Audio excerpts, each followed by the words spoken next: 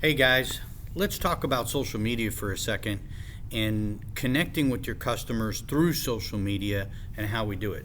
And just remember, especially when we talk about Facebook, there are two different aspects. There is Facebook and then there's Facebook Marketplace.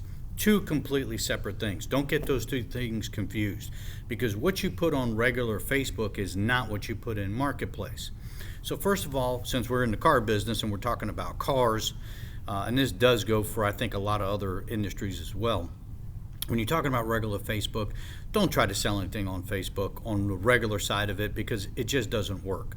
So one of the things you want to do there, especially if you're in the car business, is you want to put pictures up, and especially video, because video works better, of where you're at, being checked in, and tagging people in it, and making sure that your content is just pretty much branding. You know, you can put you with the dealership in the background, little check-in picture, or do a video showing something that's a new product that may just have come out that's a little bit hot, or you know, something like the new Toyota Supra or the new Chevy Blazer or the Lincoln Navigator, and just show somebody what one looks like, the different colors and different aspects of that without trying to sell the car. Also putting up how-to videos of how stuff works, like even something simple of changing a spare tire. You know, if you have an F-150 and you don't know how to use the toolkit in order to wind the spare tire down, you're never going to know what it is, or you're going to have a hard time figuring it out. Or how to use the navigation system, stuff like that. How to use the tailgate, hands-free tailgate, or the remote start, or different features like that that other people may not be used to seeing. So how-to videos and branding stuff is really what you want to put on Facebook. And don't start a business page because it's really useless. Nobody cares. Nobody's going to look at it. Everybody just rolls through it, likes the page, and forgets that it even exists. People want to see you. They want to have a connection with you. And if you're a customer, they want to know, you know, a little bit about you. It kind of breaks that fear factor of walking into a dealership when they get to see who the salesperson is up front, and they see your content and your videos all the time. Now, the other part of it is Facebook Marketplace. That's the place where you can put the year, make, model, VIN number, the description of the vehicle, and that's where you're going to sell it. And you're going to communicate mostly through Messenger or PMing, different things like that that are going to come through that particular avenue. Also, along with Marketplace, you want to make sure that you're going to join at least 10 buy and sell groups that are relatively in your area.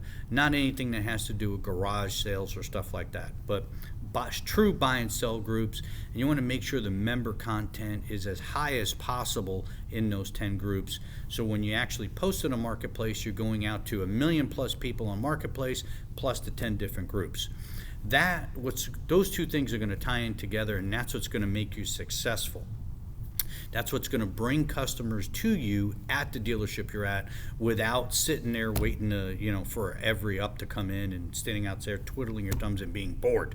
That's the worst thing you could do. But marketing yourself and branding yourself with your particular dealership through social media is what's going to enhance everything that you do.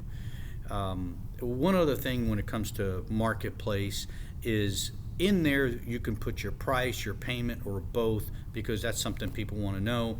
And they do have some kind of comparison as far as the vehicle is concerned, so you make sure that everything's priced right. But get with your sales managers and they'll price everything out for you the way you need to do.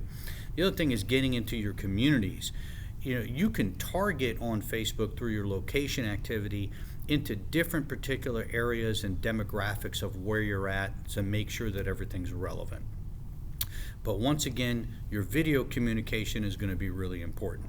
Now, one other aspect that I teach and I think is a good way to go is when you're communicating with somebody, whether it's through email or text messaging or through Facebook or any other social media, Twitter or whatever you got going on there, one of the things is once you get somebody's cell phone number, you want to send 3 particular videos.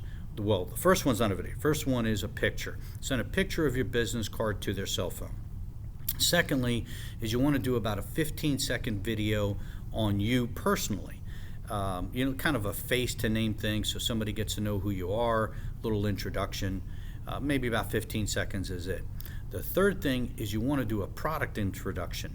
So whether you have a selfie stick or you have somebody videoing it for you and helping you, you want to make sure you're with that particular vehicle and just do a light walk around of the vehicle, the outside of it, maybe a couple of shots of the inside, and you want to send that to your customer, because that's going to set you apart from everybody else sending out the blasé emails that nobody listens to or wants in the first place. So try that and remember those a few tips, and check back with us for more content, and thanks for watching.